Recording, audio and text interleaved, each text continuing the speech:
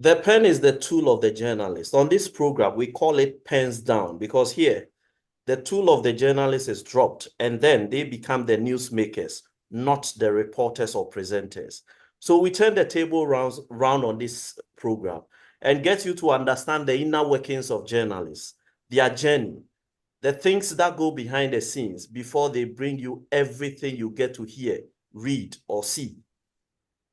Today, we are traveling to Mali, and we are touching base with one of the most fearless female journalists Africa has ever produced. Indeed, within her country of birth, which is the Gambia, they call her a brave and courageous woman. And for me, for what I have read about her, I am fully persuaded that she has deservedly earned that title. She is a former president of the Gambia Press Union. The rest of the profile will be on the screen while we go on with this conversation. Ndey Sosseh is my guest on PENSDOWN today. Did I get your name right? Yes, you did. You did. I have been memorizing it to myself ever since I heard you pronounce it on, on the TRRC. Welcome to PENSDOWN. Oh, it's a pleasure to be hosted by you. Right. Um, Journalism. Let's trace your journey from day one. What brought you into journalism and how did you discover the journalist in you? Um, what brought me to journalism? I wouldn't say it was a chance encounter because I've always been a nosy person, right? Mm-mm. I've always been asking a lot of questions as a child, and everybody Yeah. would tell me, just shut up.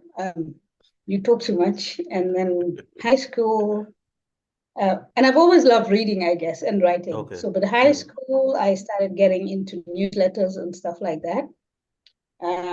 But one week after my O levels, I was bored. I decided to go down to an uncle who had radio station, and I told him I wanted to be a journalist. He said, "Stop kidding, right?" Because this was 1996 Gambia, 2 years after Jammeh. Mm-mm. They had started arresting journalists and all of that. So he tried to dissuade me, but said, "You can come in every day and see." Then I Mm. decided to go back to sixth form Okay. because I was not so comfortable with radio, right? So I went to sixth and started visiting daily newspaper.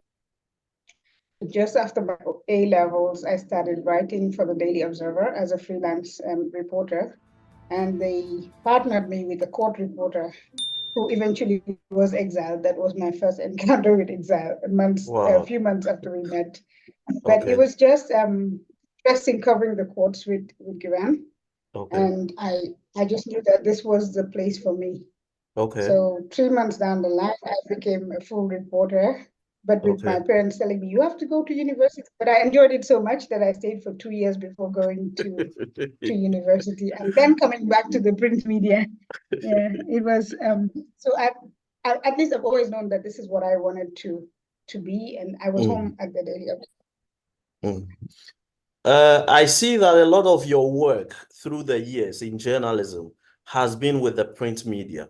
Was that a choice, or that was what was readily available from the beginning, which is why you settled for it and then grew through it?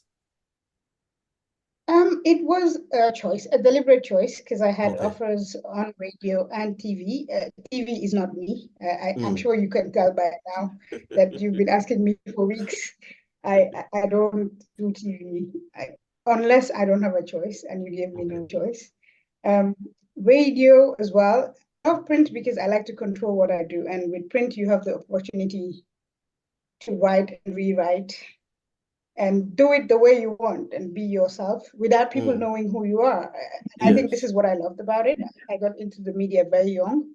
Okay. So I had many experiences where I would go to interview somebody and they would think it was someone much older who was coming.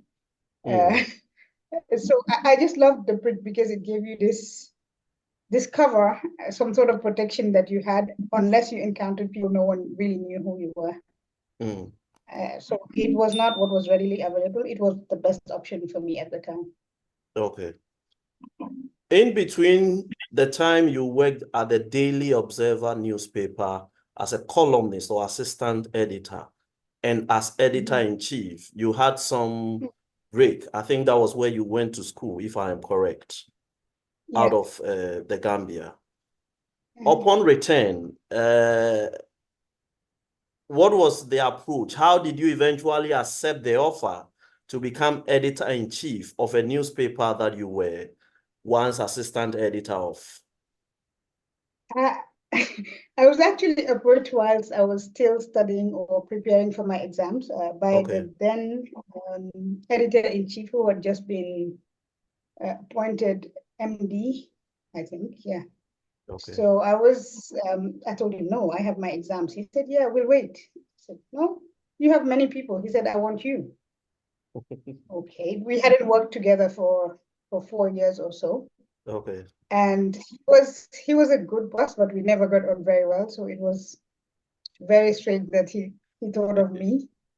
And he said, listen, the paper has a new ownership, which is linked to the powers that be. And I need an independent-minded person who will not feel the pressure, who will do what they have to do. And I know you are the person who can do that for me. I said, really? He said, yeah, I know you're very stubborn, but you also do the right thing. So please think about it. And I didn't even wait for my graduation because I thought he will change his mind. Huh? So I said, okay, I'm coming just after my exam. And that was it, right? Yeah, it was an excellent offer. It was a dream job because you would have had to go back to climb up the ranks. And then the offer just came at the right time with the necessary qualifications. So I said, let me just take it before they change their mind, right? But the fact that he said it belonged to the powers that be, was that not a red flag for you? Because then you were looking at a regime that had notoriety for crushing dissent or going after journalists who were seen as critical to their actions and decisions. How then were you looking at asserting your independence and professionalism in such a space? Well, there were many questions going on for me, but the main issue was that the MD at the time, who was the editor before, felt there was a need to maintain the independence of the Daily Observer. The Daily Observer has a history. It actually belonged to Kenneth Best, the Liberian newspaper mogul, who, whilst he was in exile in the Gambia because of war, decided to establish the paper in the Gambia. And Kenneth Best was one of Jammeh's first victims. He was one of the first few journalists who were detained and deported from the Gambia. So the Daily Observer, as a group, as an entity, was seen as a resistant newspaper. So even though, for me, right, even though Kenneth Best had no choice to sell, he did have his friend run it for a while, but the paper wasn't doing well in terms of sales. He was aging as well. So the fact that he decided to sell, and of course at that time, the only people who could afford to buy a newspaper with a printing press daily would have been people close to Jammeh. So it was bought by a close associate of Jammeh, who I knew by name, not in person. And that was actually the reason why I accepted it. Otherwise, I would have come back into the media industry. A few of us were doing weekly, a few others were doing quarterly and monthly. But this was the only private daily. So it was the biggest paper, and the challenge would have been to run the biggest paper at the risk of going into conflict with the ownership, but trying to maintain its independence. So it was many new things for me, and I thought, if Sheriff thinks I can do it, I know I can do it. So I'll just take the risk, right? It was risky, but it was a nice experience as well. Journalism in the Gambia. You have had experience practicing in the Gambia, which is your home country. You've done so in Senegal, in Mali, in Burkina Faso, if I am right. Where else? You have footprints across several countries in Africa when it comes to... I do, but I mainly worked as a journalist in these 4 countries that you've cited, and then had dealings with other media entities across the region. But yeah, I've been a journalist in Mali, Gambia, Burkina, and and Senegal, if you want to put it that way. Yeah. Right. Describe your time as editor-in-chief of the Daily Observer newspaper. How was the experience? Well, you're taking me back some 20 years, huh? Oh dear. As I said, from day one, it was not going to be an easy task. So I came back from the UK, started work the same week, found my family, but the people who trained me had already moved on. They had started their own newspaper because Okay. the new ownership decided to get rid of them. This was something I did not know when I was offered the job. Beyond Sharif, who was now named editor-in-chief, so Baba Gale left. He started his own newspaper. The news editor, Demba Jao, who was really my mentor, also left and went to the Independent. So I had this whole new batch of young journalists. Okay. At the time, we had no journalism school in India, so journalism was really a passion. But we had some competent people also who had degrees in other areas, like Hassan Sosseh, who was a historian, and he was a very good editorialist, but a civil servant as well. Okay. So we had this team behind the scenes who were not seen. And then I was relatively young, heading a very young team of equally stubborn people. So it was, how do I put it? It was a good team, but it was a very difficult team to manage as well. Okay. Because most of them were already used to their own ways, and then you want things to work your way. So there was some sort of internal conflict. I never really bothered about the ownership because once I had the meeting with my MD, I told him, you wanted somebody independent. I want you to deal with the owners. I don't have anything to do with them. I have everything to do with the content and nothing to do with the ownership of the paper. So in a way, he served as my buffer. I had a few incidences with them, with the state authorities, with the vice president, with different entities, but I always just would offer them a right of reply, which they never took on anyway. So I guess that was the best way to protect myself. So once you tell me, oh, this is not true, I say, no problem. Just write and we'll publish what you say. But of course, if it is true, you cannot write. So that worked. It worked many times for me. Sometimes they went back to the MD to put pressure. And this is how we managed until Ndey Haidara died in December of 2004, was it, or 2005? 2005, December of 2005. So when Ndey That is died, the I was AFP correspondent for about 30 years, right? Yeah. Okay. Yeah, he was the owner of the Point newspaper, which was my main competitor. Okay. But Ndey I wasn't close to until I was doing my thesis for my master's. And then I had to come back to Gambia a few times. And he was really the main resource person behind the thesis. Because at the time they were challenging a government, a newly passed law on media regulation. So my thesis was on a proposal for self-regulation, and this is what the press union was asking for as well. So Ndey was really the main resource person behind my thesis, and we got to have this close relationship because of that. So when I came back, really he was an excellent writer, an excellent editorialist. He had a weekly column, Good Morning, Mr. President, on Monday. So he had more sales on Monday. So I spent the whole weekend looking for major stories so that he wouldn't sell better than me. So it was this really healthy competition. And every time I went home, I went past his newspaper. So when I saw his car, I was like, I had always two feelings. Does he have a story I don't have? Or is he still looking for stories, depending on what I had, right? So, but it was just a really nice, healthy competition that I had.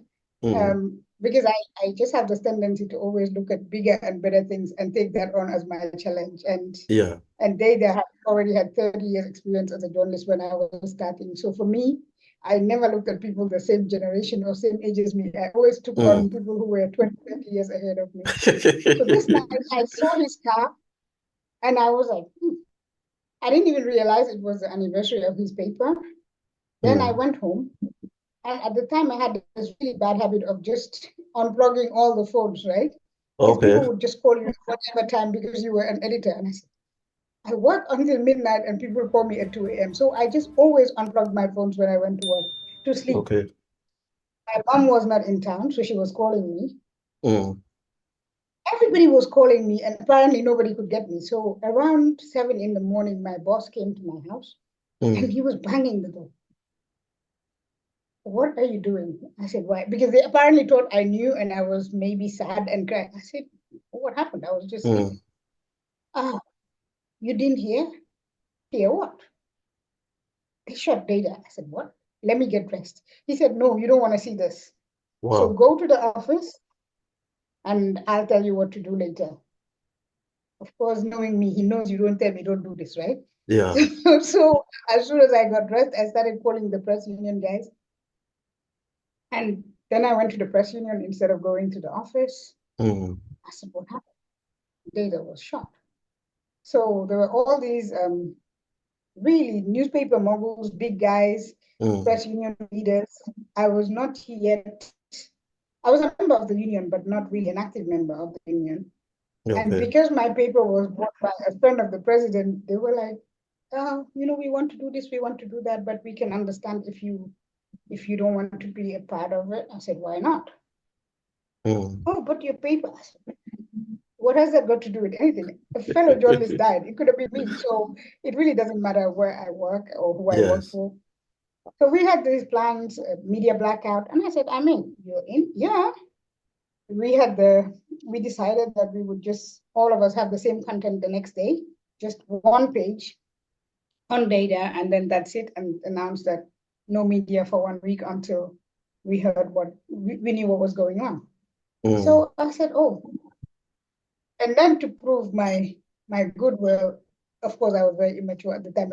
I said, I'm going to print for all of you. Just send me your headers and I'll do it. So we did. And then the printing press guy, he was like, you've gone out of your mind, right? I said, no. These people are dealing with the press union matters and I'll deal with this. So he said, I should print for all the newspapers in Gambia free. I said, yeah.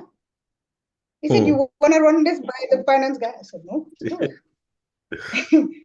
Right? So they did. And then, of course, in that week, I lost my job. But it was, for me, a turning point in many ways, in doing what is right and what you feel is right at the right time. So that afternoon, they called us to a meeting at the State House because we requested to meet the National Security Council.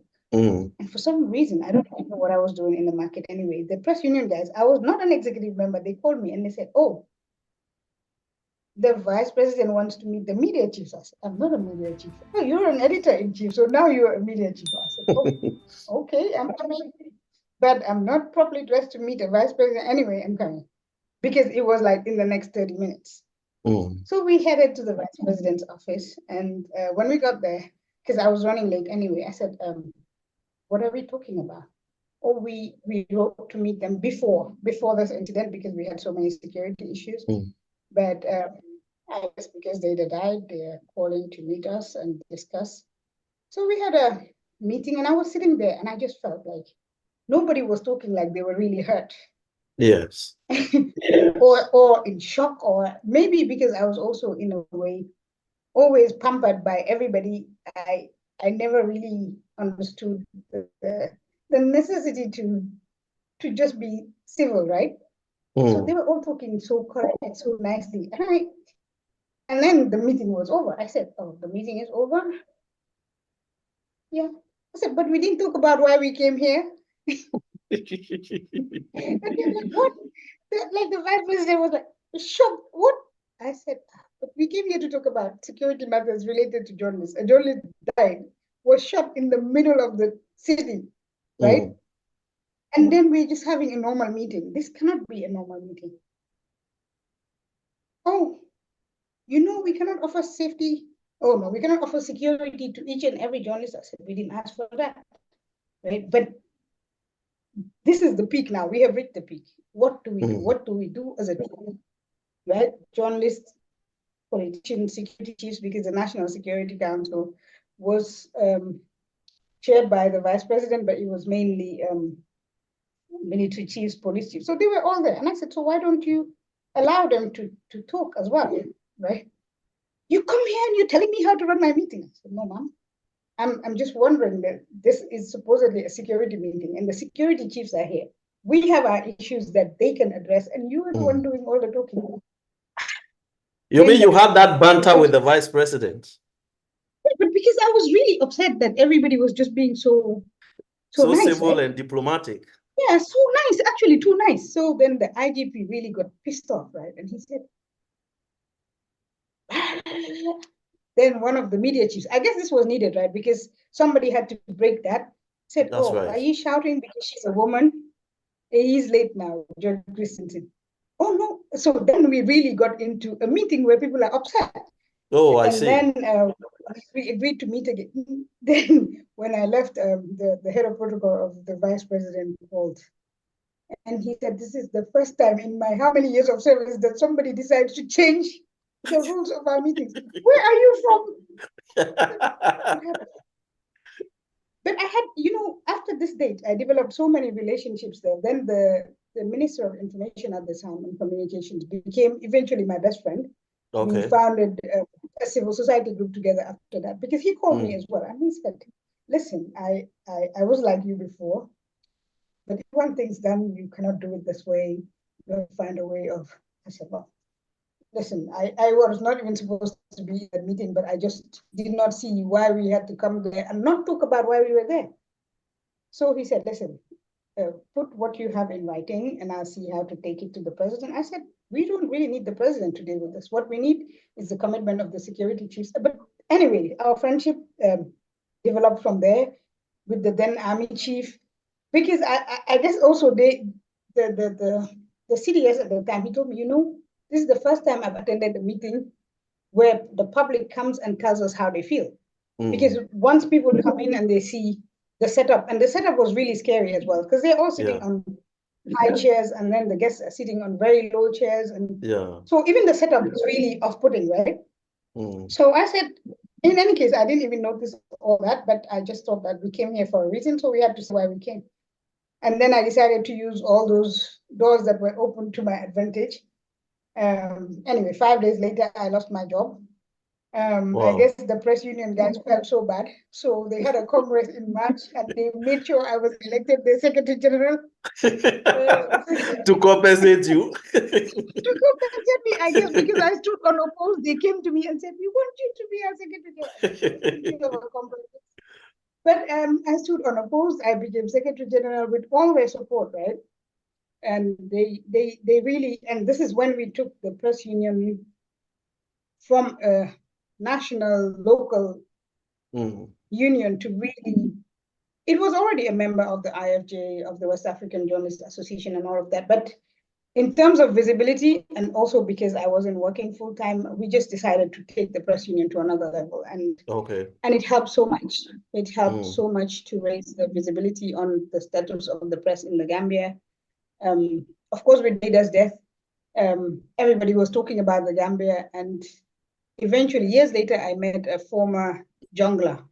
The junglers, as you know, maybe you've been watching the TRR. The Hitmen of Jammeh, the former president. And he told me, he said, I don't think Jammeh regrets a lot of things, but he certainly did regret killing Ndey Haidara. I said, really? He said he couldn't believe that 10 years down the line, people would still be talking about this, because there were so many people who were killed before Ndey, right?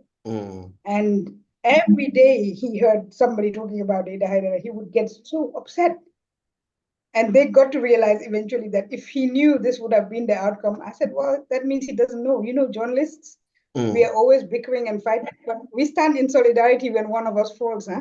Yeah. So anyway, so this jungler told me that, and he said, the first time I met him was in Dhaka. He was then in exile. And I said, you see, karma, And then karma just works, huh? So he But was were in you exile comfortable and meeting him? Did you trust him? yes and no. You know, when information comes to me, I just go sniffing like a dog, right? Initially I don't even think. And this guy, he was in prison. He met this minister that I told you about, who became my friend, the communications minister at the time, Dr. Jammeh. He spent, in his book, right, he said he spent in prison the exact number of days that he was a minister, just to show you how Jammeh thinks, right? Wow.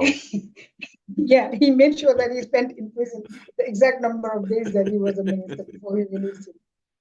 And then, so he met Dr. Jammeh in prison. And of course, he's a journalist by training as well. So he got to be close to many of these people. And one day he called me and he said, I think that we should help these guys to escape. I said, escape? He said, yeah, they've been here for 3 years and no trial, no lawyer, nothing. I said, so why would you want to help a jungler? He said, no, we're not helping them to help them. They have a lot of information that people need to know. Really? And he said, anyway, I said, so tell them to get a lawyer. Because that's all they need. Once they have a lawyer, the lawyer can fast track things. So eventually he advised them to get a lawyer. And when their lawyer went to court and asked that her client be produced by the state, because no one knew where they were for 3 years, eventually she found out they were in prison. They were released the same day because they did not want to try these people. So they were released that night with no court order in the middle of the night. But they're junglers, so they knew Jammeh. And this one that I'm talking about decided that he was going to leave the Gambia. Okay. Because the next step would be to be killed because he knew too much anyway. Yeah. So he called me from the Gambia actually, and he said, oh, Dr. Jammeh said you can help me. I said, no, he didn't tell you that. He said, oh, you would give me information. He said, yeah, but I need to leave. I said, if you're a jungler, you know the Gambia more than me. So when you get to a safe country, call me. Because I didn't want to be seen to be a jungler to leave the Gambia. So when he went to Senegal, he called me. And then I got on a plane and went to meet him, just like that, because he told me he was in Senegal. So I told no, a but close friend I of mine. mean, this your way of acting. Were you ever weighing the security implications? I mean, your personal security implications. On the spot, no. It's eventually that I think about all the things that I did and how crazy they could have been. He could have even been sent by Jammeh anyway.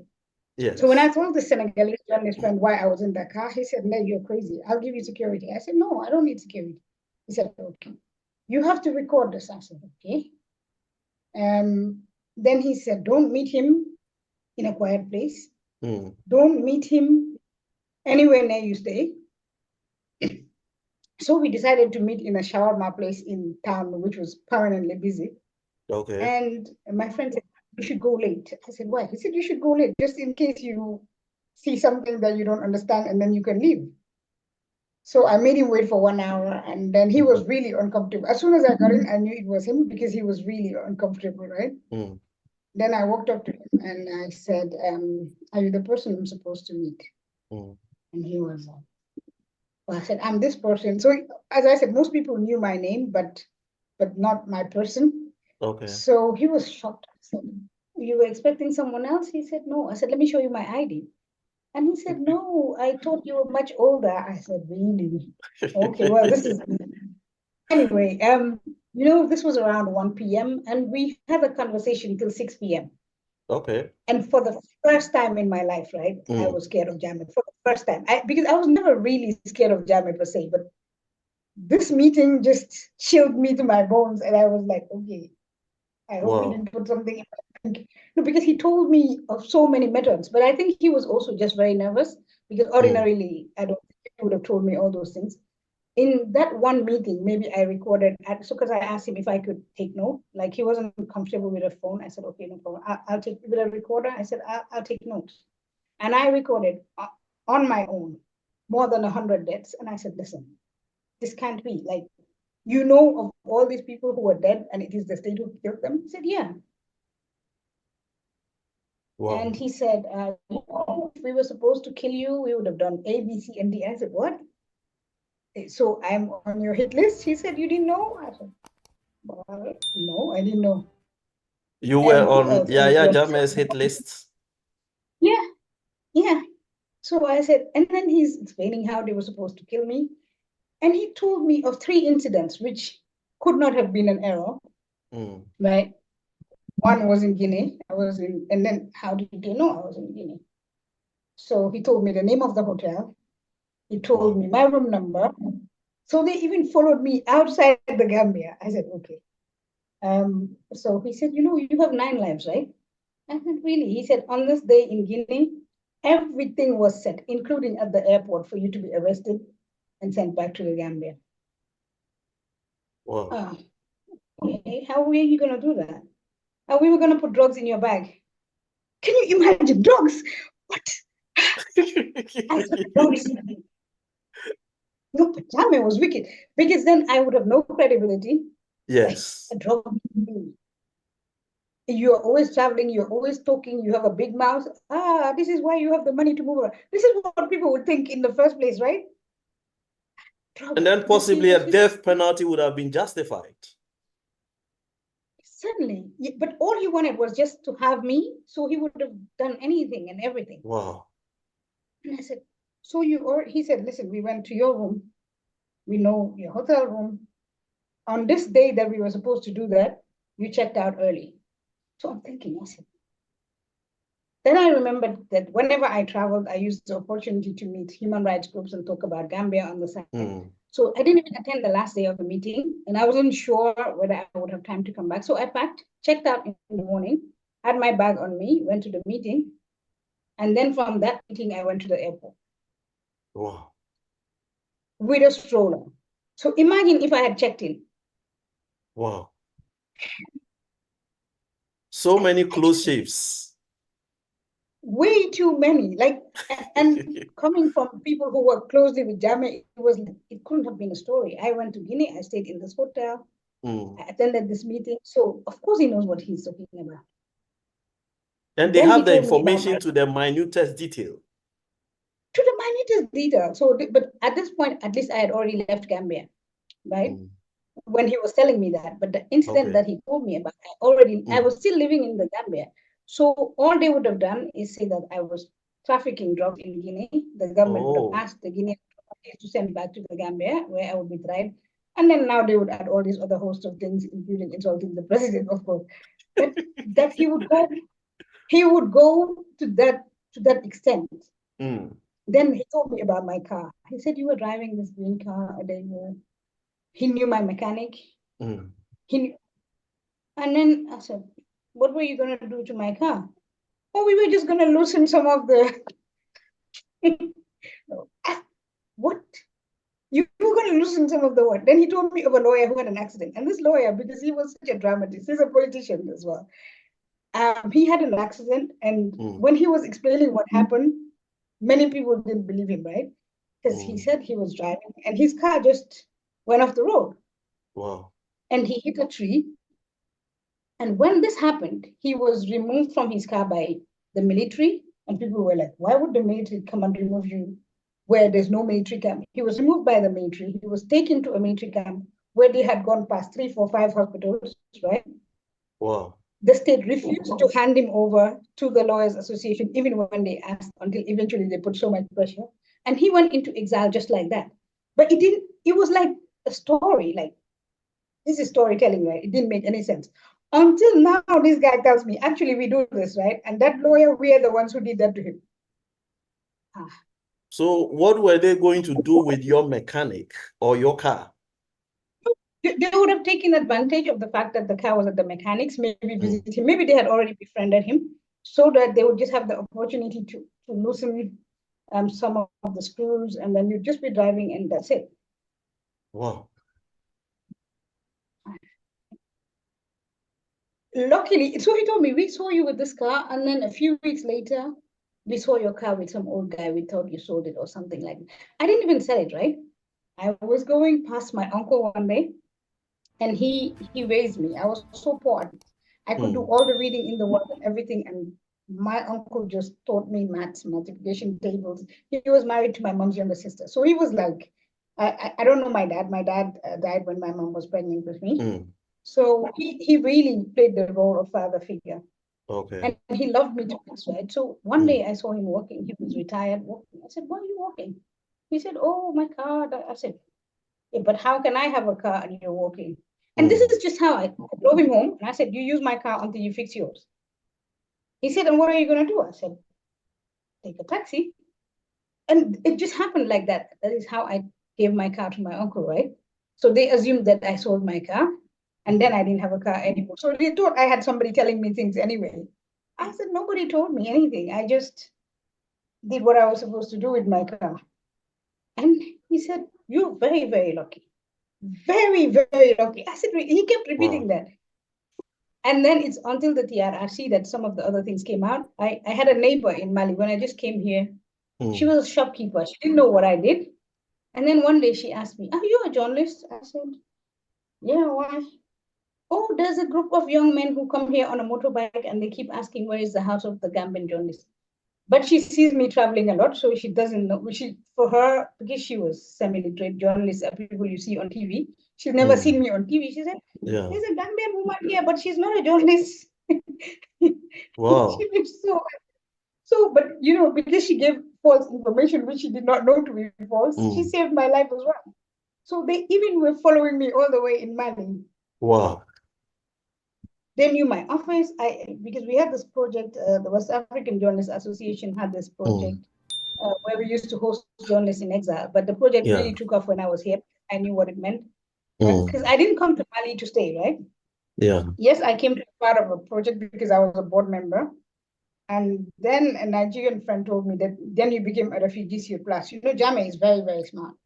At that time, we were really clashing all the time. So he just decided that to declare me a wanted person when I left the country, which meant he wouldn't come back anyway. Yeah, so I was declared wanted.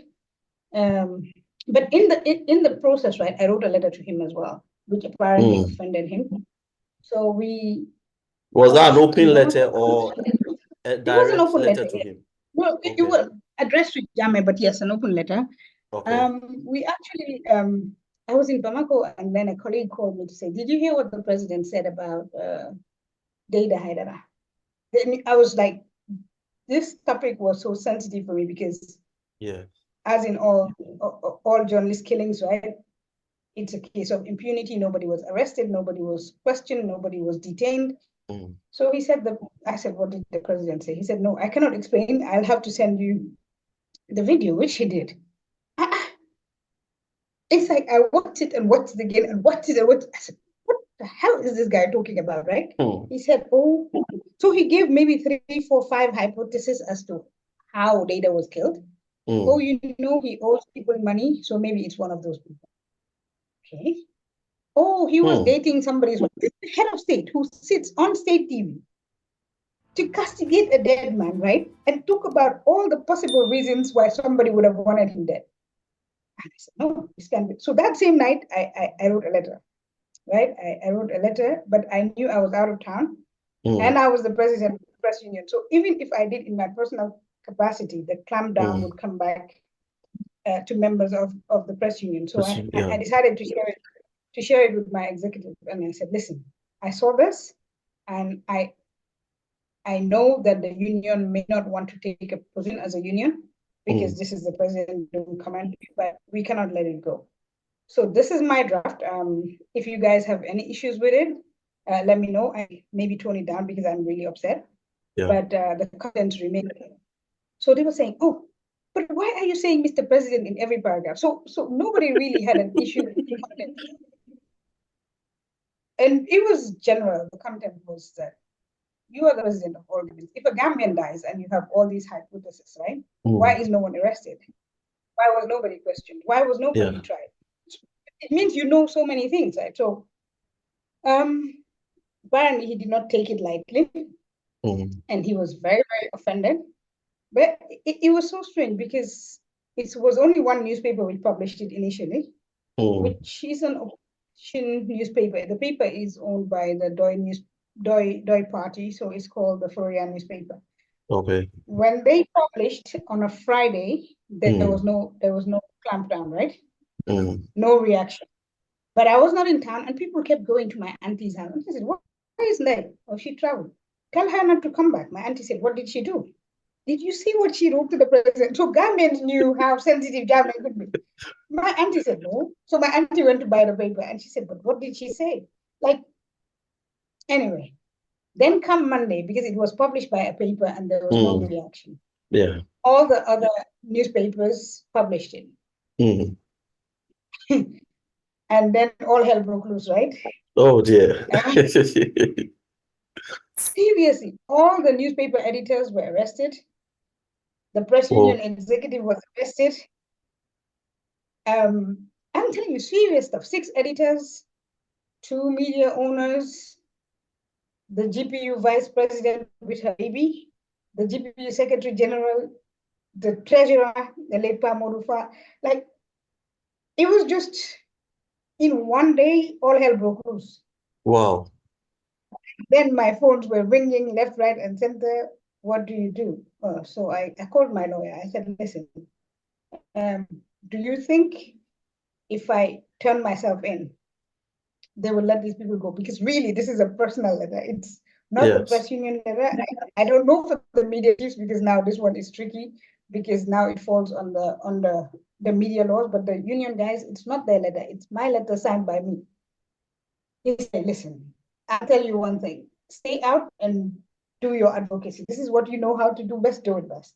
Because when you come, not only will they keep you, but they're going to try all these people and there'll be no noise outside. So let's just handle the legal matters, and you do all the shouting that you can, because this one is very tricky. And it was, right? It was the month of May. So all of May, June, July, August, September, these people were in detention. The trial went on. They were sentenced to 2 years in prison for doing insulting the what? president, for publishing my letter, and maybe the others for endorsing it. I don't even know. So you were considered what? Public enemy number 1? Yeah. I was declared wanted. I was no, this was so serious. And then I said, listen, Sarata, she had a baby. This was my vice president. She had an 8-month-old baby.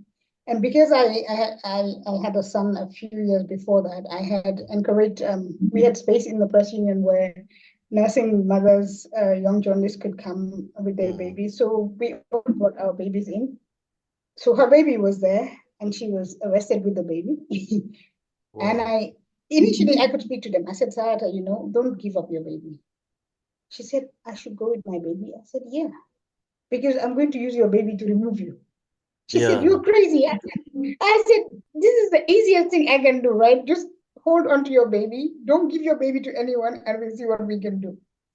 So, so she did. She listened to me, and then I had, I used all my networks, right? All my networks, my friends in Amnesty, my friends in the IFJ, and we decided to write every day.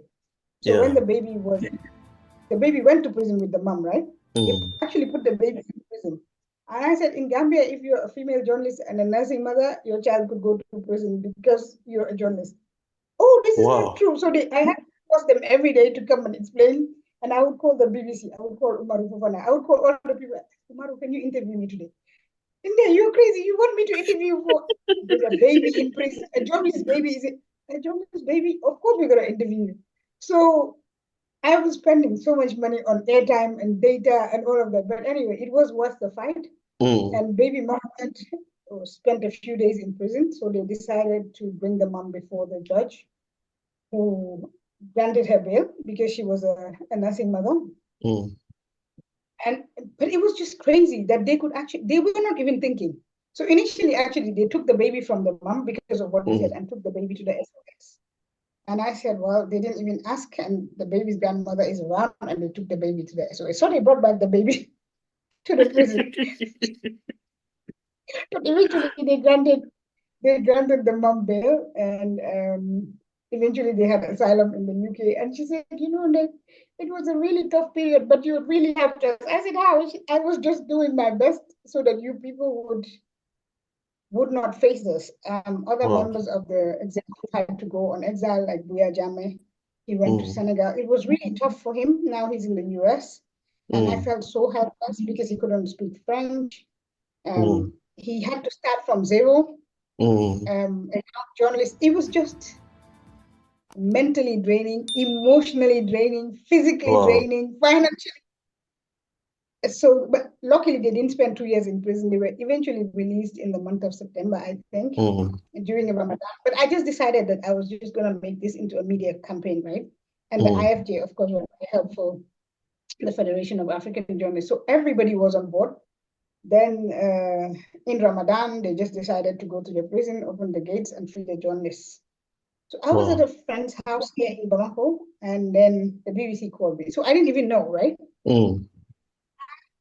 Ndey, what are your comments on what? Oh, your friends have just been released. What? Let me call you back, because I wasn't sure, right? Yeah. So I called them, and they said, oh, actually, they went there with the state TV. I said, I hope you guys say thank you. So I said, okay, bye-bye. I called them. I called the BBC. I said, no, I can do the interview. It's true. And then he said, I said, I just thank God. Any comments for Jammeh? I said, no, he was just writing a wrong. These people had no business in prison anyway. Yeah. So apparently he was so upset. Well, this journalist told me he was so pissed off. He said, this girl is so ungrateful. I released her friends and she didn't even say thank you. I said, thank you for what? After making me go to hell and back. But since then I was... and then this pushed me away from the press union, because at some point, and I could understand that some of them really felt that I had the liberty, which is to take certain positions, have a certain stance, because I had the freedom and the liberty to move around, right? Which they couldn't. So every time I made a statement, they had to pay for it. So so then I joined the more of civil society. And this friend that I told you about was creating a civil society group in Gambia. And he said, we want you to be the secretary general. I said, why? You want me or we? He said, well, me, yes, but I spoke to other people and we think you are best placed to be the face of the CCG. It was called the Coalition for Change in Gambia. And so he went to prison for CCG matters. So I was tried for CCG. Before you continue, I'm wondering, these ideas and strategies and tactics that you kept adopting all over the place, how did you learn them? Where did you learn them from? For instance, you told your colleague, okay, keep your baby, stay with your baby in prison. I'm going to use your baby to bring you out. Yeah. Where did that idea come from? I guess it was just maternal instinct, because I had a child as well. So, okay. And I knew that this actually, if you met a tolerant judge, this could work in your favor. But it would also show the regime for what they were, because I knew that they did not think. They said arrest a journalist, even if you were with all your kids, they would arrest you with all your kids. So in a way, it profiled them exactly where I wanted them to be. So my mom had a senior military officer from in Gambia, and he said, your daughter should have been in the military because she knows how to do strategy. So I said, really? I said, because I would sit and always tell myself, what would Jammeh do? And this is seriously how I used to think that. If I did this, what would Jammeh do? And every time that I did that, he did exactly what I thought he would do, which was really... So you had a mind map of him? I can't say that, but I kept telling myself I should not be in politics and I should not be a president, because it means I can think like a bad person, right? So I don't want to be a bad person. But every time I was making a decision, I was thinking about what exactly he would do with what I did. And I had some friends in the opposition, and I used to tell them, listen, when you want to beat Jammeh, you do exactly like him do. Think like him and act like him, because then you would have him acting the way you want him to act. And this would bring, obviously, public information about what is happening in Gambia. But they were just trying to manage him. You don't manage Jammeh. You just push him to do his worst. But his worst can be fatal as well, right? So I guess this is what they did not want. Luckily for me, all of the journalists who were detained because of me or in relation to me were never beaten, because they really used to beat journalists. but they would tell people that they arrested because of me to tell me to keep quiet. And they say, but I'm in prison. How can I tell her to keep quiet? Why does she make so much noise? So they were really always afraid. Yeah. And they didn't know how I was getting information. And even my friends sometimes they, how did you know what was happening in the prison? I said, I was asking prison officers. You know, who would I ask? But so I had this first-hand information about what was happening. Then I would they moved this person from point A to B. So they were really shocked that I knew all that. And they were saying all the time, did we beat you? I said, no, you didn't beat us. Oh, so why is your friend saying that we did this and we did that? I never said they beat them. In all these that you went through, as far as your working life as a journalist and a human rights defender or advocate is concerned, you have also practiced in Senegal, in Mali, in Burkina Faso. How will you describe the experience collectively? Is maltreatment of journalists a recurring desma across the continent, or rather the sub-region, or certain areas have it more intense and deliberate? Certainly, it's an issue across the board. It really depends on several factors, including the regime in place. When I arrived in Mali in 2009, then they had the late former president Amadou Toumani Touré, who was here. He was a military guy turned politician, but he was very friendly to the media. I was working at the Maison de la Presse, the press house here, and he used to attend. I remember 2 events that he attended with minimal security. As part of the media community, we went to the State House twice during the time he was here to wish him a happy New Year, which is a tradition in the French-speaking countries. But and I remember that during his regime, on 2 different occasions, the Jammeh administration tried to get me extradited to the Gambia, and they turned it down flatly. The first one, they didn't even tell me. The second one, because the accusations, the first one apparently was in 2009 during the GPU6 issue. But then the second one was the civil society case. And because the charges on that one were much, much heftier and higher, I was charged with treason and wanting to overthrow a legitimately elected government. So, of course... You overthrew a government? Yeah. Yeah. Oh, no. But Jammeh knew that this would work with other heads of state, right? Because they also are in solidarity somehow. If you say this person wants to overthrow my government and you're giving her the base, and this is actually what they said. They said to the Malian authorities that they were giving me a base to destabilize Banjo. So of course the foreign ministry had to intervene. I didn't even know the foreign minister very well at the time, but I had a friend working in the foreign ministry. So he called her and he said, this lady who's running the Waja project, is she your friend? Is the same person, right? And she said, yeah. Oh, did she try to overthrow the government? She said, what are you talking about? Anyway, we have like these accusations. I met the minister at an AU meeting in Kampala, and he came here specifically for that. So we would want to meet her. Please coordinate a meeting. So she told me this, and then I told my board, and my board chair said, oh, I'll go with you. My mom was visiting here as well at the time, and my mom said, oh, I have to go to that meeting. And I said, yeah, if you want to come. But so we went, and I was actually laughing, right? There was a foreign minister. It was a formal meeting. The foreign minister, his cabinet secretary, his entire team. And said, because it was a serious diplomatic matter.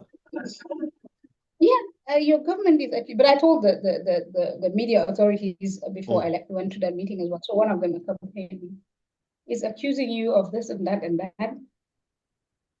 What do you have to say? And I started to laugh because it was like outrageous. I said, what?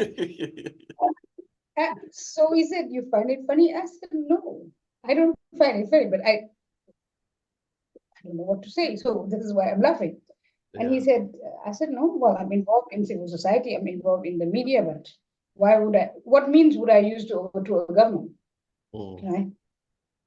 So he said, in any case, we are organizing elections in the next few months. Unfortunately, the regime ended.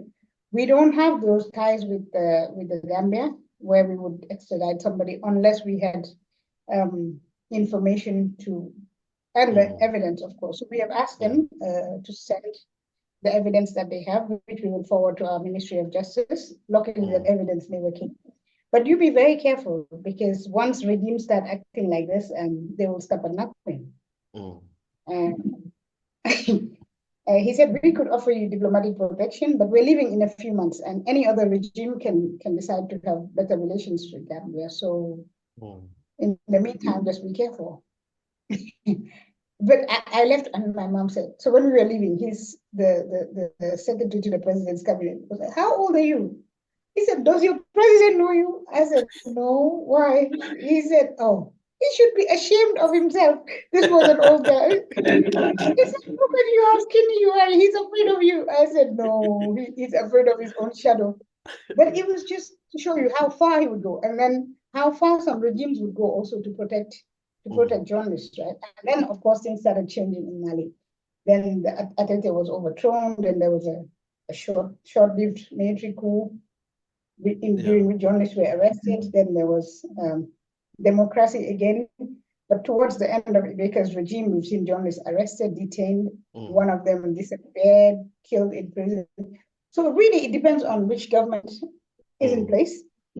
Like Senegal, we all in West Africa, right? We usually identify Senegal and Ghana as models of democracy. You see what is happening. You know what is happening in Ghana. But Senegal recently closing down of media houses, arresting journalists, beating up a female journalist a few days ago who was covering a protest. And Macky Sall is supposedly a Democrat, but because now people are challenging his authority, he reverts to also suppressing the media. Same here, because there's a military regime, nobody can talk. So really, it depends on what's going on in Burkina.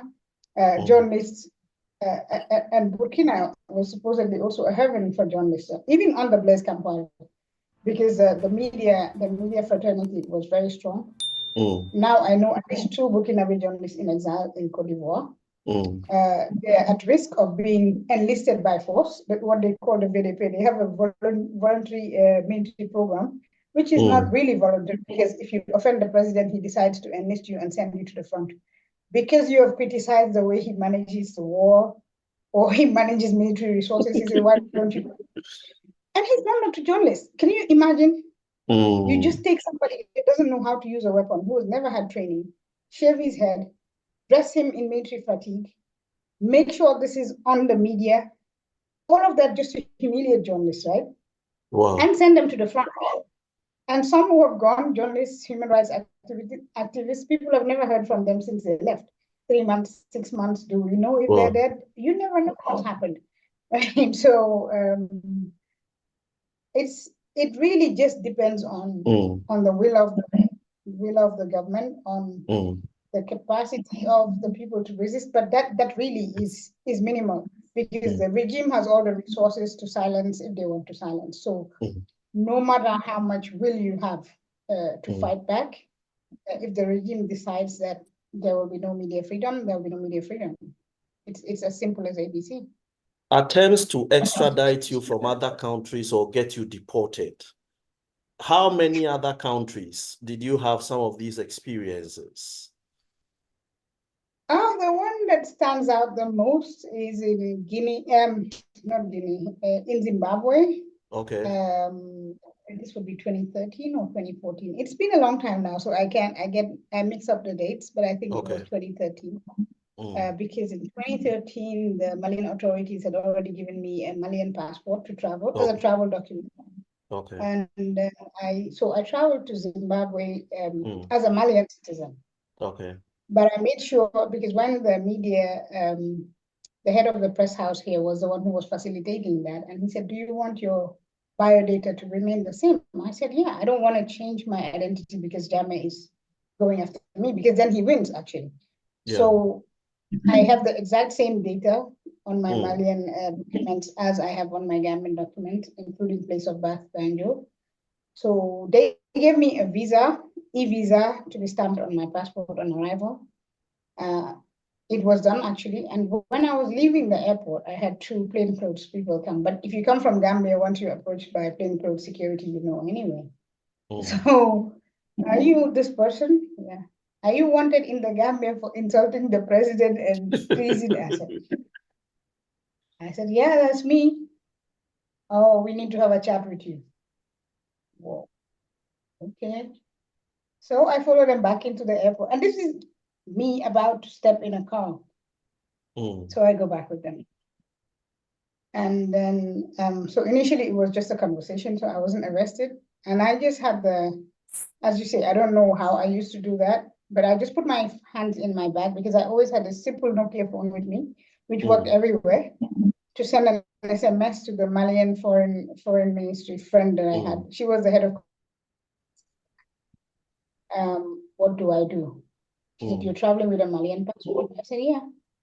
He said, oh, forward this message to the minister because I don't have access to him right now. He's in a meeting, but I know he checks his messages regularly. So I did. And then he responded immediately. He asked me the same question. Are you traveling as a Malian? I said, yes. He said, okay. We do not have an ambassador. So I'm looking inside my handbag and sending messages because I did not want them to know I was using my phone because they would have seen it. Yeah. So he said, we don't have an ambassador there. Our ambassador is in South Africa, but I will get back to you. I said, okay. And they said, no. I said, okay, I need to go to the ladies. So you can have my passport, but I need my handbag to go to the ladies. And they were like, okay. I said, you can accompany me if you want. Oh, no. But then one of them decided to follow me anyway. I said, okay. So we went and he waited outside. So I went into the toilet to make some phone calls. So I called the organizers of the meeting to tell them this is what happened. I called just to make sure people knew, right? Because you never know what's going to happen next. Yeah. And then when I did all that, I said, don't call me, send me messages. Because I didn't want them to know that I had my communication with anybody. So I put my phone on silent, switched off the other one, the Android phone, and then I just sat there in their office pretending to be a very good person. I said, can I buy a book? They said, yeah. So whenever I wanted to make a call, I would go on a tour of the airport and for the book. And I made sure that they were comfortable because they had my passport and everything. So the organizers of the meeting were actually the funders of the project that I was running in Mali. Okay. Which was called the West African Journalist Capacity Building Project. And the GJA was on the board at the time, the Ghana Journalist Association on the board at the time as well. So everybody was involved. Then the chairperson of the ACBF at the time was, I think, their finance minister. It's been a while, but he should have been the finance minister. Ndey BT. Ndey BT. Ndey BT was also from Morgan Changarai's party, so he knew. That's right. I guess what his state was capable of. So we intervened, and they eventually said that I was free to go into town, and I said no. Because whilst I was sitting there, I had already informed my office in Bamako to buy me a return ticket. What are you going to do? I'm going back to Bamako. You're going back to Bamako? I said, yeah. But it was such a long journey. I was so tired, but I just told myself this is the safest thing to do, right? Yeah. Because I come from Gambia, I know that in a police state, anything can happen. You can be drugged in your sleep, you can be drugged in the hotel. And then I would find myself back in Gambia without even knowing how I got there. So I just, So I had done Bamako, Nairobi, Harare the same day, and then I turned back. But the only flight available was Ethiopian Airlines. So I went to Addis and spent the night. I was so tired, I just went to my hotel and slept. The next morning, I put on my computer, as we journalists do, emails from journalists all over the world. But one stood out. It was from a Gambian journalist, Seifu, and he said, we understand that you were arrested and on your way to Gambia. I said, it is not true. You know me, I'll just use my big words. But I never thought about my family in all of this, right? So anyway, it was apparently in the Standard newspaper. no, was it the Standard at the time? I can't remember, but some of the papers, including those that were close to the government, had published that I was on my way back to the Gambia, being deported from Zimbabwe, which means the two governments were communicating. So my grandmother, my mom's auntie, she knew one of the newspaper editors who published this to be my colleague. So she went to the newspaper and wanted to fight with the editor. She said, if my granddaughter is coming back, don't you think you should tell me first? Why should I find out from the newspaper? And did her drama there, and we had a family meeting. So when I got to Lome, I think, because it was just really a long flight back, I saw so many missed calls. And I said, I called my office first. I said, why is everybody calling me? The guy said, just call your mom before you call us. I don't know what you did, but your mom is about to die. I said, really? So I called my mom. And my mom was, where are you calling me from? She thought I was in Gambia, right? I said, I'm in Lome. Are you coming back? She was like talking really low. I said, no, I'm not going back. I'm going to Mali. Stupid girl. Now, like she's got back. That's right. If you're in trouble, you should call your family first. You have time to grant interviews and you're not even thinking about your family. I said, listen, I wasn't even thinking. I was running to the airport. She said, you weren't thinking. How do you think we feel? Okay. Anyway, so I come back to Bamako, and apparently Jammeh was not happy at all because I had escaped one more time. And they were so pleased that they had announced that my coming in the media and all of that. So I said, but this is when I realized actually that this was really, really serious. Like this was more serious than extradition. Because if I was sent back via Harare, I probably would not even have lived to tell the story anyway. Because they could have taken me straight to Kanilai, they have done that. Cut my head off, they have done that. Given me to the crocodiles, they have done. I don't know what they would have done to me, but in all of that, right? Whenever I meet a former juggler, I say, "Would you have raped me?" And they find this question so strange. They said, "What?" I said, because rape was a tool that they used, right? That Jammeh used. I know many women who were raped, women in the media, women. Too bad. Senior women. Yeah. So at every point that I thought about all of these things, right? I said, I can go back for anything. But rape, I would rather you just put a bullet in my head, right? That one, I'm dead, and that's it. But imagine having to put me through the trauma of all that and then kill me. So they would just go into shock. Right? I said, why are you pretending? Isn't that what you do to the women? And he actually gave instructions for them to do that to women. Wow. But in all these things, let me ask you this. Do you think journalism pays? Does it pay? Look at payment in every sense of it. Financially, definitely no. I tell any young person who wants to be a journalist, if you're looking for money, you can change jobs. It's not the ideal way to make money. You may, as a media entrepreneur, but it would take you many, many years. All of you running media businesses know that. That's right. It's practically crap to make money. You don't make money at all. Does it pay? Fulfillment. Yes, it does. It does when you meet people like years down the line who tell you, had it not been for the story, I would not have known what was happening again, for example. Or had it not been for you guys, I would not have been released from prison. Had it not been, you see, immediately you don't see it. But you impact so many people in so many different ways, right? Including just giving them the right information. They may believe you, they don't have to believe you, but over time, you see that you have impact that you don't even know. As I said, I chose the print press because you feel that people don't know you. You are hiding behind the paper pages, but you have so much impact and you don't even know it. As you say, you meet people and they tell you, like when I went back to the Gambia for the first time after 9 years in 2017, you meet security chiefs and they're like greeting you like a security chief. I said, what? And they said, oh, you were so courageous. You asked me, no. But it's just strange the impact that you have on people without even knowing it. And they say, oh, you guys helped us because we couldn't stop certain things. But the fact that you people were talking about it enabled us sometimes to make decisions and tell the big man, no, we cannot do this. Really.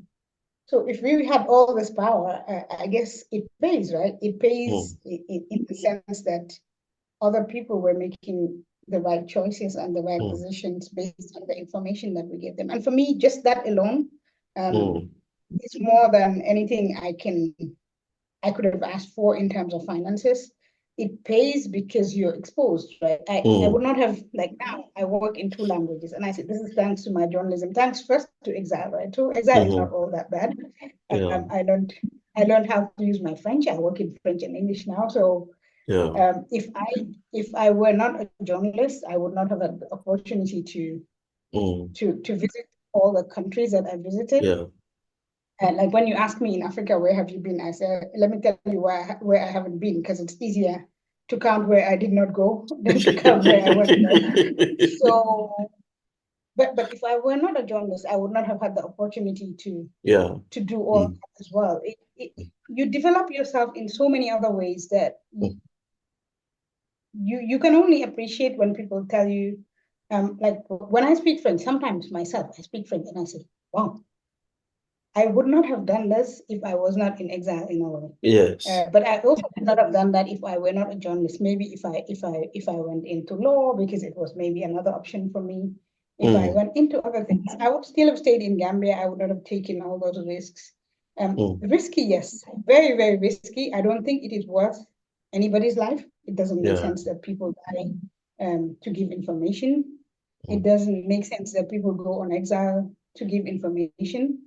But I think the fact that we can save a life, that we can help people in making decisions, that we can bring about change without even realizing it, right? Because I know that the major shift in Gambia happened when Jammeh started really clamping down, major clamp down on the press and read us. And it also enabled other actors like to speak out. I think my Now let's look. that. Let's look at from 2017, I think, to 2018. You became special advisor to the Minister of Information and is it culture or whatever in the Gambia? Yeah. And communications, sorry, in the Gambia. Journalists are not supposed to be friends of newsmakers, at least professionally, so that we can define the lines and then do our work independent of anything. You chose that. At that point, had you abandoned your calling as a journalist to do something different, or what was the motivation? The motivation was two-pronged. One, it was very personal because this person who was appointed minister shaped my career as a journalist, right? He was a journalist as well. He was my first news editor. He took me under his wing. And I really looked up to him in my journalism career. So if he called upon me, right, I felt that I owed it to him to make his tenure as successful as possible. So we had conversations, and there was no way I was going to be a civil servant. So this is why it became sort of like an advisor role, because I don't see myself as a civil servant. I don't know how to respect the rules. I don't know how to respect procedures. You are not conformist.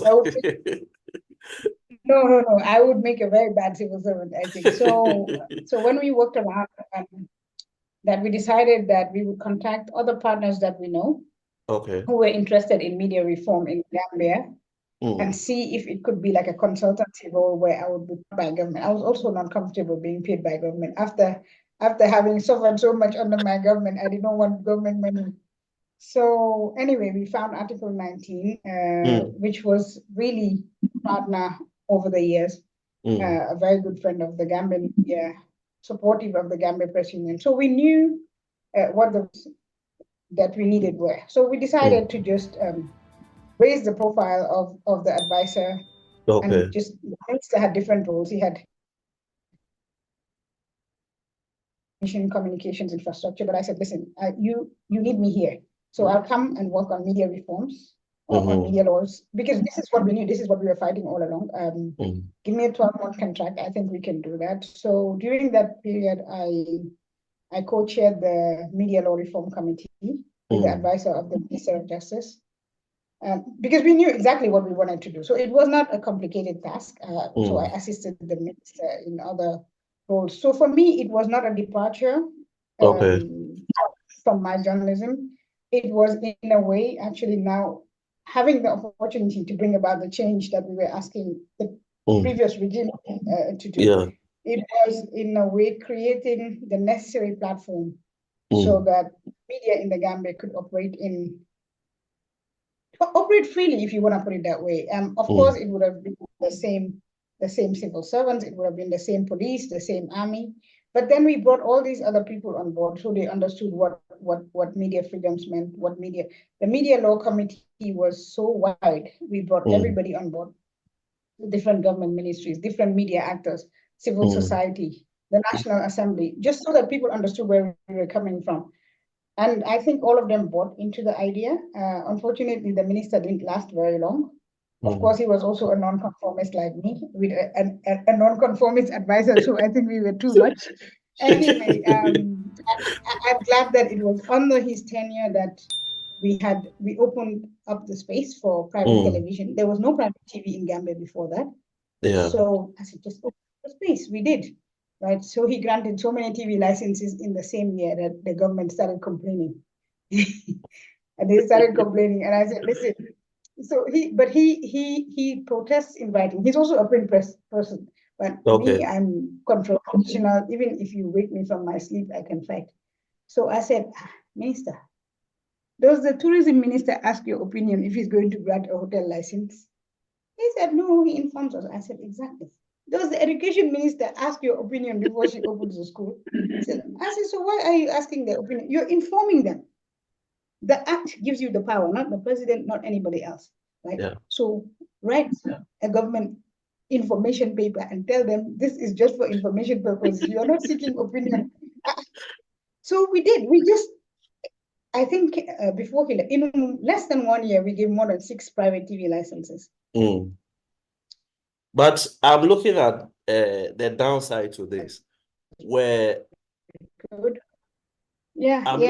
looking at the downside. All of that in less than where the faithful of Jammeh and those who are in opposition to this regime not going to see you in a certain light that, okay, so for all these years she was fighting Jammeh, it was political, not really from the angle of media.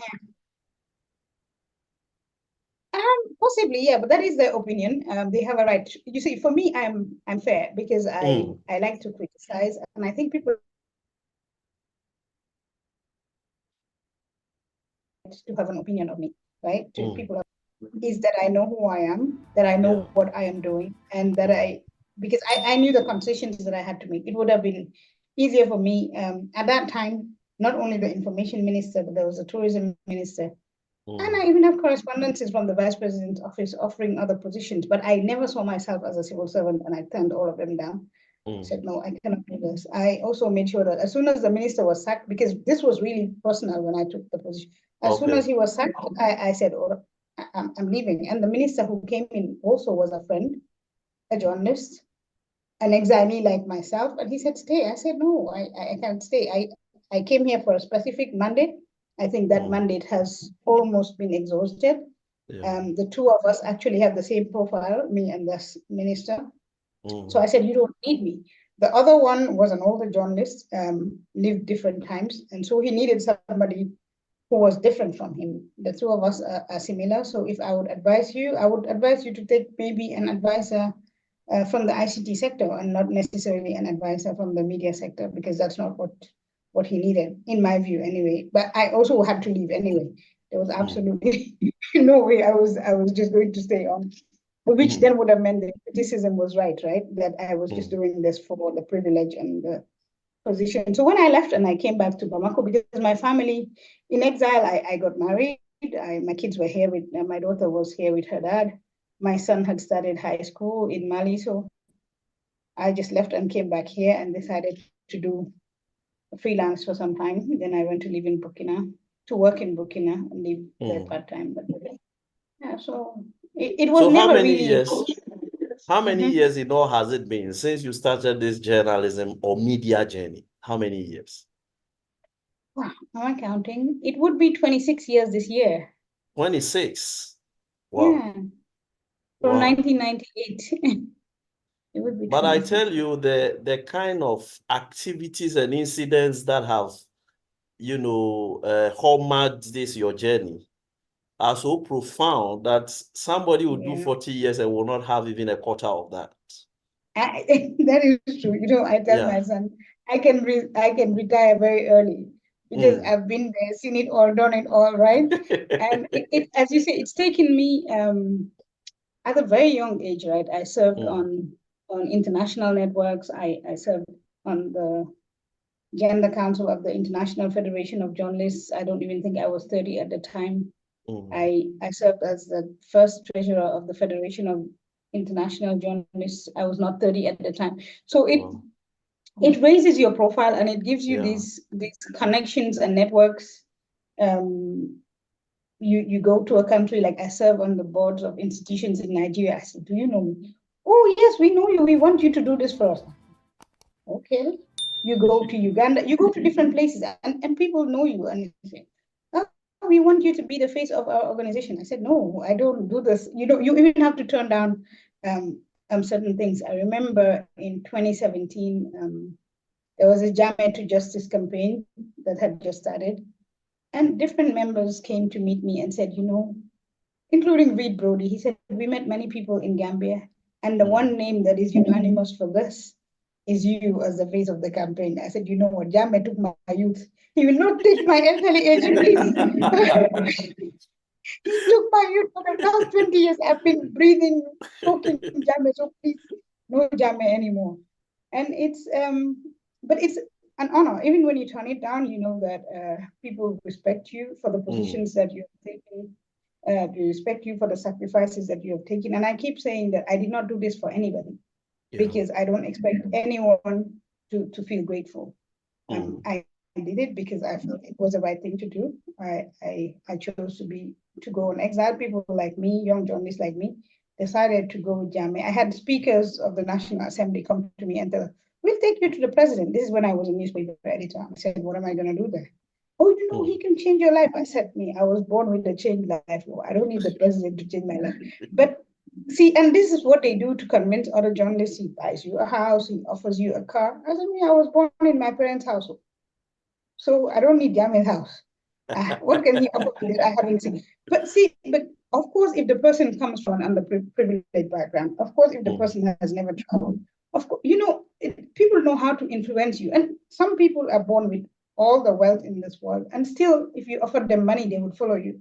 Yeah. So I am really grateful as well that I was raised in a loving environment, but by a family who showed me values.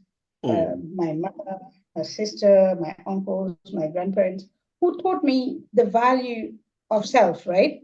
That Mm. you don't need other people to make decisions. You don't need other people to make money. There's Yeah. a time for everything, right? And I'm so grateful that I never, in all of this, right, at least not even once where people would associate me with Jammeh or Jammeh and his people. And people don't understand to this date, right? Because politicians, they always have a way of getting back together. So Mm. some positions come up in Gambia, and I have friends in government. They would, oh, Ndey, we could speak to the president for this position. I said, but I don't want that position. Why? But this person who's close to Jammeh is in that position. And he said, yeah. So what is your problem? I said, I will never work with a pro Jammeh person. What? So people don't get it that up to now, I would turn down positions because I'm holding. I said, I'm not holding grudges. It's a matter of principle. These Yeah. people were all Jammeh enablers. Jammeh could not have done what he did on his own. Mm-hmm. So long as you are tolerant towards Jammeh enablers, it means I can forgive Jammeh at any time. And I'm not ready to forgive him anyway. So why would I work with a Jammeh enabler? Mm. But people are willing to compromise. No, definitely no. So I would rather just even be a freelance journalist, make money part time, do whatever, than be associated with Jammeh and go. Mm. Let's take the clock back 30 years. We are rolling back the hands of time 30 years. Will you still take the same course or you do something else? I will take the same course. Even if I saw a film of me today, I would. I enjoyed, it was really crazy. but I enjoyed it. Mm. It's also the adrenaline, right? It was always pumping. At any point in time, anything could have happened. So even when I was in trouble, I had this Malayan secretary, but she was bilingual. And one day, I was expecting my daughter, and I don't know, one of these incidents happened as well. And she told me, you know, madam, I don't know what type of human being you are. Like I said, why? She said, if it were me, I would lose my baby. I said, why? Why would anybody make you lose your baby? She said, the stress that you can manage, right? Because some Yeah. days she saw me so stressed, I would sit down on the floor, take my computer, take my phone with my big stomach. And she was like, I'm sure I would have either died or lost my baby. I said, I will not die, Wow. I will not lose my baby. He's not worth it. There's no way that I can make him win. Mm. Right. So Why did you it why did you was stop using ACs in hotel rooms where you were lodging? You stopped turning them on. I up to now, I'm even in this very hard room, right? Because well, one of his former junglers told me that they put what is the name of the poison? Resin. I'll have to check. He told me the name of the poison that they were putting in ACs of people that they want to kill. Right. So I Wow. said, since they know where I go, they know the hotels that I stay in, maybe they know the room number. Why would I take the risk, right? Let me just Sleep in the harm heat. myself. No, because and he told me people that they did it to. And these people Wow. died anyway. So I don't know whether it's true, but why do I have to take the risk? How did you cater for your mental health in all this madness that you went through? It was like a decade or something of all that. More than a decade, yeah, about 15 years. But I in all this, right, I've been seeing a psychologist. I've never Okay. really received any mental health support. But I think that a strong family is very important. All these years and this advocacy, this fight for media freedoms, for the tolerance of varied views and all that in your home country, social media was not a prominent player in the work of journalists. At least it was not in Africa. It was not until sometime 2015 thereabout, or a few years before that, that we saw the real impact of social media. But today, social media more or less is an intrinsic part of the work of journalists. From where you sit, is it redefining the course of journalism?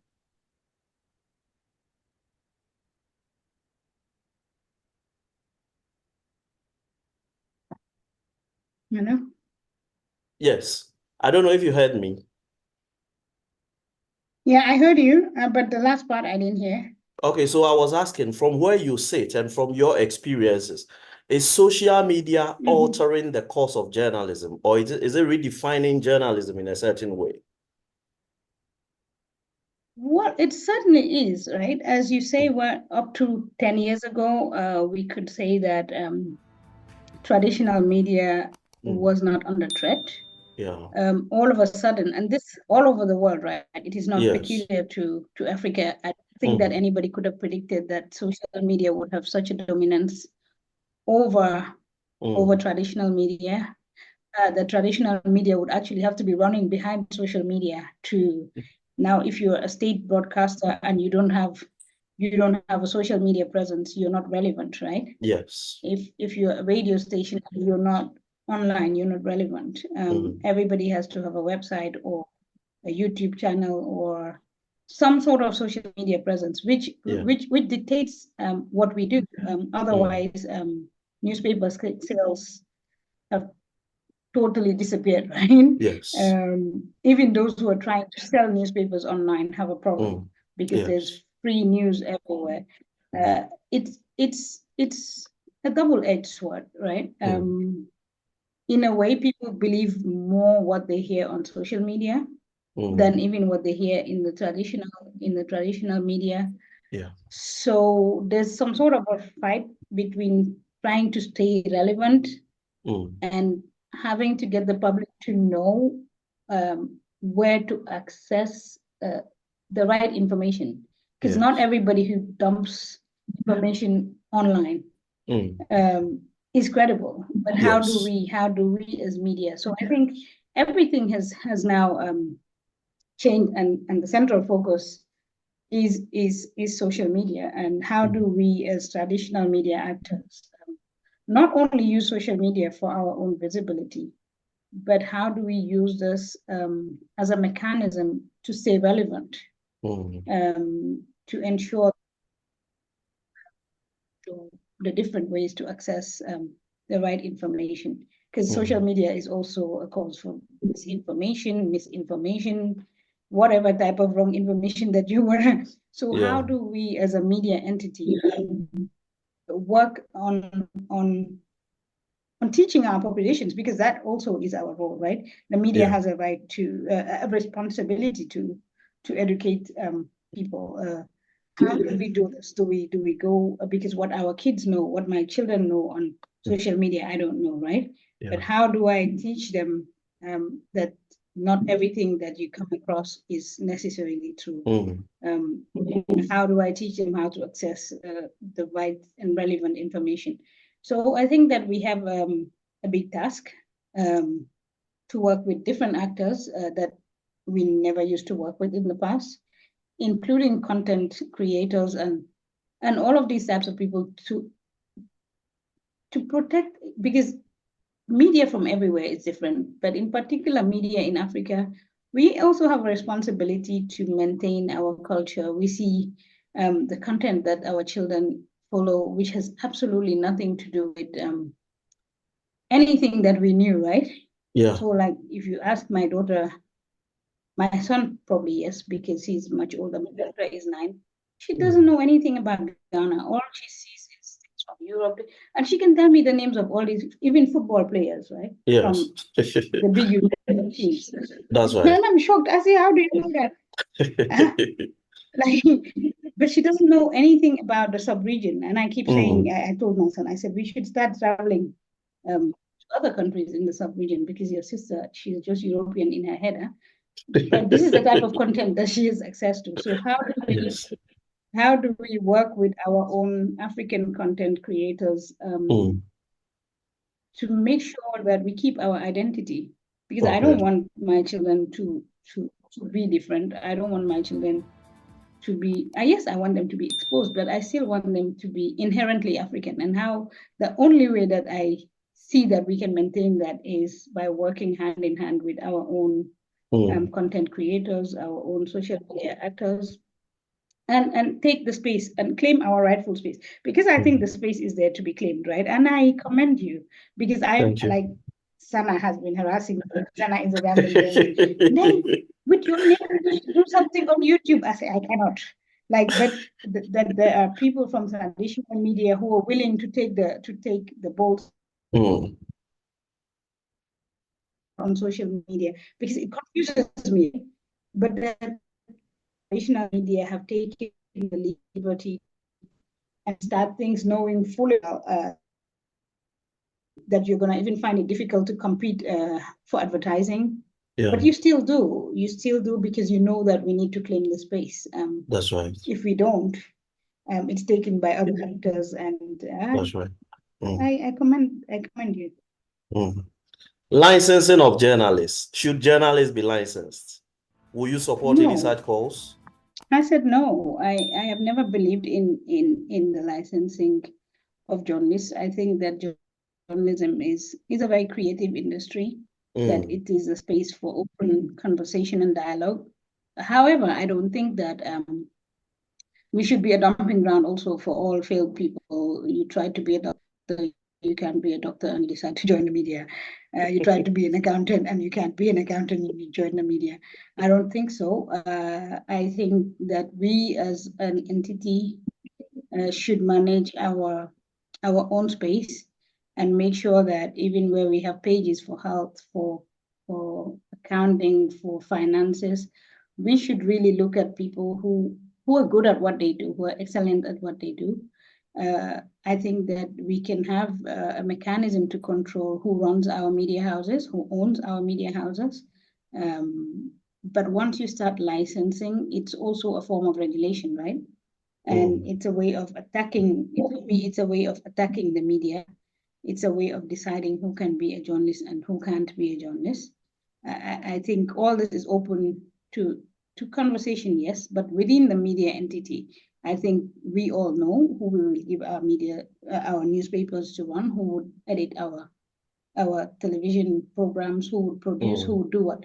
So once we have that, we have journalism schools where people are certified to do a particular task within a media entity. Why should we be licensed? Are you It doesn't. writing a book? Are you writing a book, or do you intend to write a book on your experiences in journalism or in media practice? I've never really thought of writing a book, but I have people asking, so maybe one day. In a way, I feel that there are still so many things that I need to achieve and need to get done. But who knows? Maybe one day. Yeah. But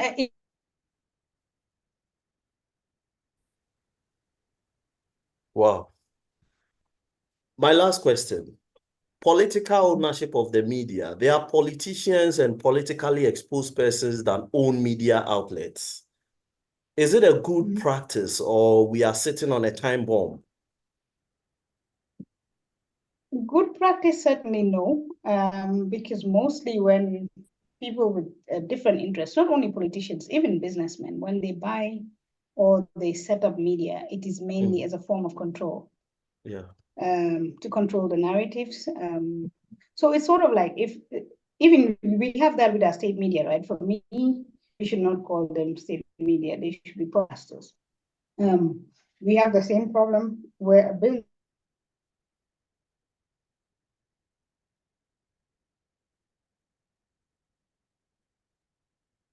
So it's not even just politicians.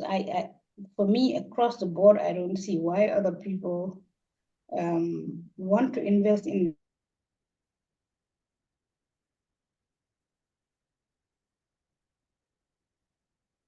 this or the media practitioners.